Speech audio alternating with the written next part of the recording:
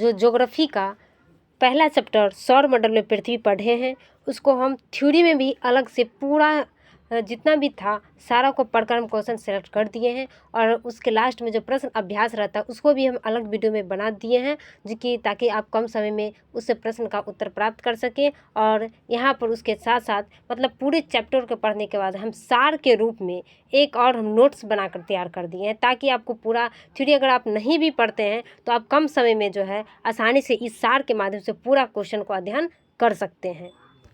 कि इसको एक तरह से सार ही कहा जा सकता है, क्योंकि हम पूरी उस चैप्टर में जितना भी प्रश्न बनता है सारा चीज़ को इकट्ठा करके आपको हम कम समय में दे रहे हैं। इसलिए आपको अच्छा लगे तो प्लीज़ सब्सक्राइब करिएगा। आगे हम शुरू करते हैं। यहाँ है कि पूर्णिमा पूर्ण चंद्र को बड़ा कर दे थोड़ा सा। यहाँ है कि पूर्ण चंद्र को लगभग 1 महीने में एक बार देखे जाते हैं। मतलब पूर्ण चंद्र जो होता है वह 1 महीने में एक बार ही देखा जाता है, और यह पूर्ण चंद्र वाली रात या पूर्णिमा होती है। मतलब 1 महीने में एक ही बार जो पूर्ण चंद्र देखी जाती है उस रात को क्या कहते हैं, तो पूर्णिमा कहते हैं या पूर्ण चंद्र वाली रात कहते हैं। अगला प्रश्न है अमावस्या किसे कहा जाता है, तो 15 दिन के बाद इसे नहीं देख सकते हैं। 15 दिन के बाद हम इसे नहीं देख सकते हैं। यह नए चंद्र वाली रात्रि होता उसे हम अमावस्या कहा जाता है, जो कि उसे क्या कहा जाता है, जो कि अमावस्या कहा जाता है। जो चंद्रमा को हम नहीं आंख से देख सकते हैं उसे अमावस्या कहा जाता है। अगला प्रश्न है कि खगोलीय पिंड किसे कहा जाता है। खगोलीय पिंड जो है किसे कहा जाता है, तो सूर्य, चंद्रमा और वे सभी वस्तुएं जो रात के समय आसमान में चमकती है। मतलब सूर्य, चंद्रमा और वे सभी वस्तुएं जो रात के समय आसमान में चमकती है वे खगोलीय पिंड कहलाती है। क्या कहलाती है, खगोलीय पिंड कहलाती है। अब है कि कुछ खगोलीय पिंड बड़े आकार के होते हैं। कुछ खगोलीय पिंड जो होते हैं वो बड़े आकार के होते हैं और गर्म भी होते हैं और गैसों के बने होते हैं। इनके पास ऊष्मा और प्रकाश भी होता है। वे बहुत बड़ी मात्रा में ऊर्जा उत्सर्जित करती हैं। इन खगोलीय पिंडों को तारा कहते हैं, और उस तारा का क्या नाम है, तो सूर्य नाम है। उस तारा का क्या नाम है, तो उस तारा का क्या नाम है, तो सूर्य नाम है। उस तारा का जो क्या नाम है, तो सूर्य नाम है। देखो कुछ खगोलीय पिंड जो बड़े आकार के होते हैं, गर्म भी होते हैं, गैसों के भी बने होते हैं। इनके पास ऊष्मा तथा प्रकाश भी होता है जिसे वे बहुत बड़ी मात्रा में उत्सर्जित करते हैं। इन खगोलीय पिंडों को तारा कहते हैं, और उस तारा का क्या नाम है, तो सूर्य नाम है। अगला प्रश्न है नक्षत्र मंडल तारों के विभिन्न समूहों द्वारा बनाई गई है। नक्षत्र मंडल तारों के विभिन्न समूह द्वारा बनाई गई है विविध आकृतियों को नक्षत्र मंडल कहते हैं। जैसे कि अर्सा मेजर क्या नक्षत्र मंडल है, बिग बेर, जो कि ये भी अर्सा मेजर कोई दूसरा नाम है बिग बेर। इसी प्रकार के एक नक्षत्र मंडल है बिग बियर या सप्तऋषि या 7 तारों का समूह होता है। सप्तऋषि 7 तारों का समूह होता है, जो कि हम थ्योरी में आसान समझा दिए हैं कि ऋषि का अर्थ क्या होता है और सप्त का ऋषि क्या होता है। अगर यह चीज़ का आप जानकारी प्राप्त करना चाहते हैं तो प्लीज़ थ्योरी वाला जो प्लेलिस्ट है उसमें जाकर आप आसानी से इस टॉपिक को सर्च कर पढ़ सकते हैं, जो कि नक्षत्र मंडल अर्सा मेजर का भाग है। अगला है कि ध्रुव तारा प्राचीन समय में लोग रात्रि में दिशा का निर्धारण तारों की सहायता से करते थे। अब है कि प्राचीन समय में लोग जो है रात्रि में दिशा का निर्धारण करते थे, किसकी सहायता से, तो तारों की सहायता से करते थे। अब है ध्रुव तारा प्राचीन समय में लोग रात्रि में दिशा का निर्धारण तारों की सहायता से करते हैं। ध्रुव तारा प्राचीन समय में लोग तारों का निर्धारण करते हैं, निर्धारण तारों की सहायता से करते हैं। उत्तरी दिशा को बताता है, यह ध्रुव तारा भी कहा जाता है। अब है कि ग्रह किसे कहा जाता है, तो कुछ खगोलीय पिंडों में अपना प्रकाश और ऊष्मा नहीं होता। कुछ खगोलीय पिंडों में अपना प्रकाश और ऊष्मा नहीं होती है। वे ग्रह कुछ खगोलीय पिंडों में अपना प्रकाश और ऊष्मा नहीं होती है। वे तारों का प्रकाश से प्रकाशित होते हैं। और इन ग्रहों में जो अपना प्रकाश और ऊष्मा नहीं होती है तो किसके प्रकाश से प्रकाशित होती है, तो तारों के प्रकाश से प्रकाशित होती है, और ऐसे पिंड को ग्रह कहा जाता है। अगला प्रश्न है कि खगोलीय पिंडों एवं खगोलीय पिंडों एवं उनकी गति के संबंध में अध्ययन करने वालों को क्या कहा जाता है? तो खगोल शास्त्री कहा जाता है। हमने इस चीज़ को थ्योरी में बहुत अच्छा से समझा है कि खगोलीय पिंडों एवं उनकी गति के संबंध में अध्ययन करने वाले को खगोलीय शास्त्री कहते हैं। अब है दूसरा प्रश्न है कि आर्यभट्ट प्राचीन भारत की प्रसिद्ध खगोलीय शास्त्री थे। यह जिसे अंग्रेजी में प्लेनेट कहते हैं, ग्रीक भाषा के प्लेनेट शब्द से बना है, जिसका अर्थ होता है परिभ्रमण या चारों ओर घूमने वाला। अब हम पृथ्वी के बारे में समझेंगे कि जिस पर हम रहते हैं वह क्या है? ग्रह। जिस पर मानव रहता है वह क्या है? ग्रह है। यह अपना संपूर्ण प्रकाश एवं ऊष्मा सूर्य से प्राप्त करती है।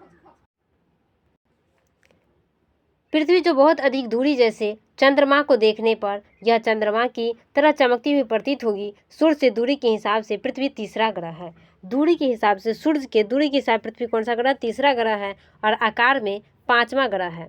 अब हम उपग्रह के बारे में पढ़ेंगे कि आसमान में दिखने वाला चंद्रमा क्या है? तो उपग्रह है और यह हमारी पृथ्वी का सहचर होता है। पूछेंगे कि पृथ्वी का सहचर है कौन, क्या है पृथ्वी का सहचर? तो चंद्रमा है, जो कि इनके चारों ओर चक्कर लगाते हैं, सूर्य के चारों ओर चक्कर लगाते हैं। अब है सौरमंडल। सूर्य 8 ग्रह, उपग्रह तथा कुछ खगोलीय पिंड जैसे क्षुद्र ग्रह, उल्कापिंड मिलकर सौरमंडलों का निर्माण करते हैं और ये सौर परिवार का मुखिया सूर्य होता है, या सौर परिवार के नाम से भी इसे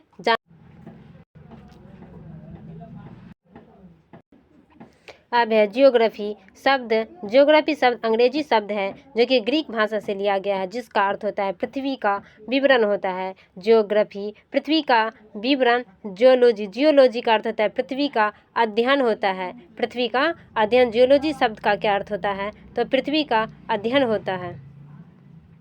जियोलॉजी शब्द का क्या अर्थ होता है? पृथ्वी का अध्ययन होता है। और जियोमेट्री शब्द का अर्थ क्या होता है? तो जियोमेट्री शब्द का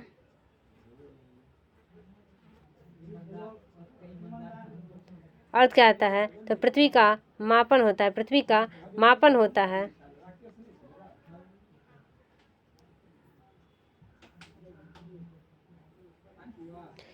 जियोलॉजी शब्द का पृथ्वी का अध्ययन, जियोमेट्री शब्द का तो पृथ्वी का मापन, जियोडी शब्द का पृथ्वी के आकार के अनुरूप होता है।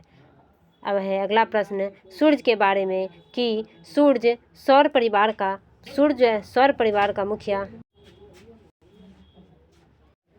सूर्य सौरमंडल का केंद्र में स्थित है। सूर्य जो है सौरमंडल के केंद्र में स्थित है। यह बहुत बड़ा है, अत्यधिक गैसों से बना इसका खिंचाव बल इसमें सौर को बांधे रहता है और सूर्य सौरमंडल के लिए प्रकाश और ऊष्मा का एकमात्र स्रोत रहता है। सूर्य पृथ्वी के लगभग 15 करोड़ किलोमीटर दूर है। सूर्य जो है पृथ्वी से लगभग 15 करोड़ किलोमीटर दूर है। अब हमारे सौरमंडल में 8 ग्रह हैं। सूर्य से दूरी के अनुसार वे ग्रह बुध हैं, शुक्र हैं, पृथ्वी है, बृहस्पति, शनि, यूरेनस और नेपच्यून है। अगला प्रश्न है कि सौरमंडल के सभी 8 ग्रह एक निश्चित पथ पर सूर्य का चक्कर लगाते उसे क्या कहते हैं? तो उसे कक्षा कहा जाता है। उसे क्या कहा जाता है? तो उसे कक्षा कहा जाता है। सौरमंडल के सभी 8 ग्रह जो एक निश्चित पथ पर से चक्कर लगाते हैं उसे क्या कहा जाता है? कक्षा कहा जाता है। अब अगला प्रश्न है कि प्लूटो भी क्या है? प्लूटो भी एक ग्रह है और परंतु अंतर्राष्ट्रीय खगोलीय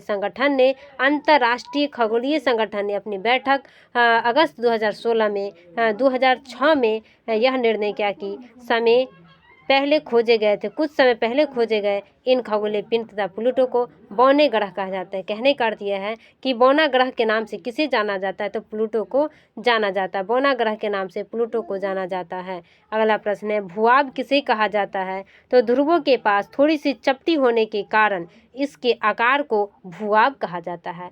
ध्रुवों के पास पृथ्वी जो ध्रुव के पास थोड़ी चपटी होती है और यह चपटी होने के कारण इन्हें भूभाग कहा जाता है। और अंतरिक्ष से देखने पर पृथ्वी नीला रंग दिखाई दे पड़ती है क्योंकि इसकी 2/3 सतह पर पानी ढकी हुई है, इसीलिए नीला ग्रह कहा जाता है। अगला प्रश्न है चंद्रमा यह पृथ्वी के पास केवल एक ही उपग्रह है जो कि चंद्रमा है। इसका व्यास पृथ्वी के व्यास से जो कि 3,84,400 किलोमीटर है। चंद्रमा पृथ्वी के लगभग 3,84,400 किलोमीटर है। अगला प्रश्न है नील आर्मस्ट्रॉन्ग पहले व्यक्ति थे। कौन से व्यक्ति थे? तो पहले व्यक्ति थे जिन्होंने 20 नहीं है, 20 है, 21 नहीं है।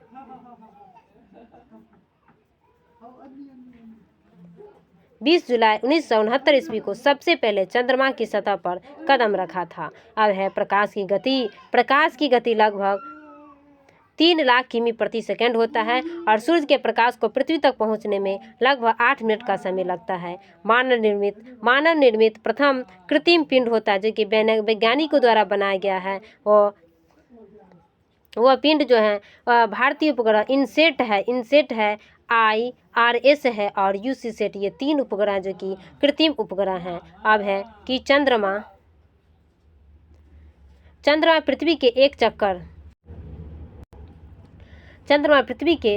जो है वह पृथ्वी का एक चक्कर कितने दिनों में पूरा करता है? तो 27 दिन में पूरा करते हैं। लगभग इतने ही समय यह अपने अक्ष पर एक चक्कर भी पूरा कर लेते हैं। और जिस प्रकार से चंद्रमा पृथ्वी का एक चक्कर 27 दिन में पूरा करते हैं, ठीक उसी प्रकार ये चंद्रमा जो है अपने अक्ष पर भी एक चक्कर पूरा 27 दिन में ही कर लेते हैं। और यही परिणाम स्वरूप पृथ्वी के हमें एक ही भाग दिखाई पड़ते हैं, क्योंकि दोनों जगह एक ही टाइम पर एक ही समय पर वो जो है पूरा कर लेते हैं। अब है क्षुद्र ग्रह। यह ग्रह के ही भाग हैं जो कि बहुत वर्ष पहले विस्फोट के बाद ग्रहों में टूटकर अलग हो गए। या असंख्यक छोटे पिंड भी या सूर्य के चारों चक्कर लगाने लगे। इसे ही क्या कहते हैं? तो इसे ही जो कि क्षुद्र ग्रह कहा जाता है। इसे क्षुद्र ग्रह कहा जाता है। अगला प्रश्न है उल्का पिंड। उल्का पिंड सूर्य के चारों ओर चक्कर लगाने वाले पत्थरों के छोटे छोटे टुकड़े। क्या चीज़ के? तो पत्थरों के छोटे छोटे टुकड़े जो क्या कहलाते हैं? तो उल्का पिंड कहलाते हैं। क्या कहलाते हैं? तो उल्का पिंड कहलाते हैं।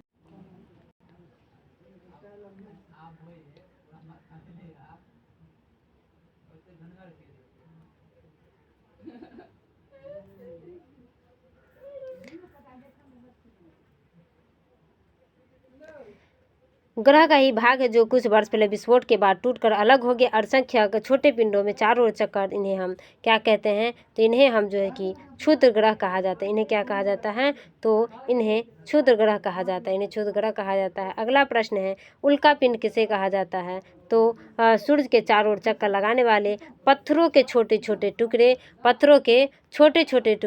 जिसे उल्का पिंड कहा जाता है। पत्थरों के छोटे छोटे टुकड़े होते हैं। पत्थरों के जो है छोटे छोटे टुकड़े होते हैं जिसे क्या कहा जाता है? उल्का पिंड कहा जाता है। पत्थरों के छोटे छोटे टुकड़े होते हैं जिसे क्या कहा जाता है? तो उल्का पिंड कहा जाता है। और लाखों तारों के समूह को क्या कहा जाता है?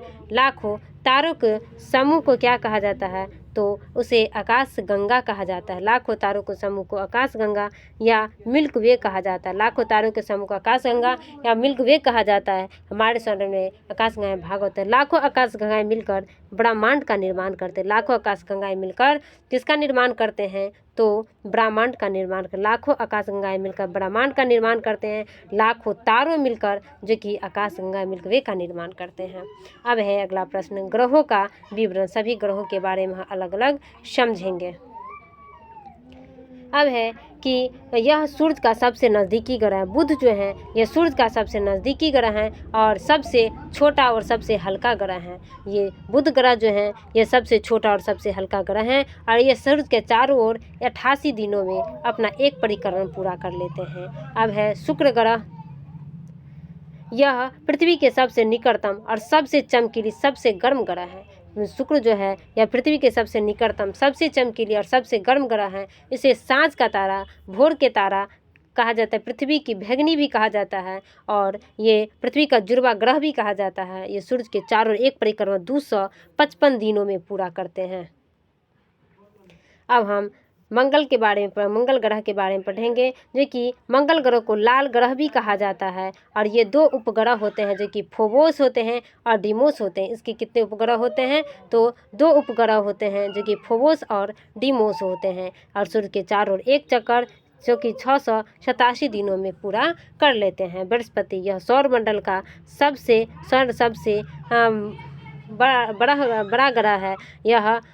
इसके एक उपग्रह होते हैं जो कि गयानामिड होते हैं। ये सूरज के चारों ओर एक परिक्रमण कितने दिनों में पूरा कर लेते हैं? तो 12 साल में पूरा करते हैं। बृहस्पति जो है सूरज के एक चक्कर 12 साल में पूरा करते हैं। इसके बाद है शनि ग्रह। शनि ग्रह यह आकार में दूसरा सबसे बड़ा ग्रह है। दूसरा पूछेंगे कि आकार में सबसे बड़ा ग्रह कौन सा है, तो बृहस्पति है, लेकिन दूसरा सबसे बड़ा ग्रह कौन सा है, तो शनि होते हैं। इसके एक उपग्रह होते हैं जो कि टाइटन होते हैं और सूरज के चारों ओर एक परिक्रमा 29 साल में पूरा करते हैं। 29 साल 5 महीने में जो कि यह शनि ग्रह पूरा करते हैं। अरुण ग्रह, जिसे अरुण को जो कि यूरेनस के नाम से भी जाना जाता है। यूरेनस के नाम से भी जाना जाता है। और यह तीसरा सबसे बड़ा ग्रह है। यह अरुण जो है तीसरा सबसे बड़ा ग्रह है। इसकी खोज 1781 में विलियम हर्शेल द्वारा की गई है। इसके विलियम हर्शेल के द्वारा की गई। अरुण जो है यह तीसरा सबसे बड़ा ग्रह है। अरुण जो है यह तीसरा सबसे बड़ा ग्रह है और इसकी खोज जो है 1781 ईस्वी में किसके द्वारा की गई है, तो विलियम हर्शेल के द्वारा की गई। किसके द्वारा? विलियम हर्शेल के द्वारा 1781 में की गई। तीसरा सबसे बड़ा ग्रह है। तीसरा सबसे बड़ा ग्रह है। इसका उपग्रह टाइटेनिक है। और उनका उपग्रह जो है इसका क्या नाम है? टाइटेनिक नाम है। यह सूर्य के चारों एक परिक्रमा 84 साल में पूरा करते हैं। सूर्य के जो है एक परिक्रमा 84 साल में पूरा करते हैं। और उनके अरुण जो है यह आकार में किसमें? आकार की बात करें कि आकार में तीसरा सबसे बड़ा ग्रह है। अरुण की खोज 1781 ईस्वी में विलियम हर्शेल के द्वारा की गई है। अरुण ग्रह का इसका उपग्रह टाइटेनिक है। यह सूर्य के चारों एक परिक्रमा 84 साल में पूरा करते हैं। अब है यह सूर्य के सबसे दूर स्थित ग्रह है। वरुण जो है सूर्य के सबसे दूर स्थित ग्रह है। क्या है? सूर्य के सबसे दूर स्थित ग्रह है। इसका उपग्रह टाइटन है और यह सूर्य के चारों एक परिक्रमा 164 साल में पूरा करते हैं। पृथ्वी यह आकार में 5वां सबसे बड़ा ग्रह है। अपने अक्ष पर 23 घंटे 23.5 डिग्री झुका हुआ है और सौरमंडल का एकमात्र ग्रह है जिस पर जीवन रहता है। एकमात्र उपग्रह है। पृथ्वी के किलोमीटर, पृथ्वी का व्यास इतना है।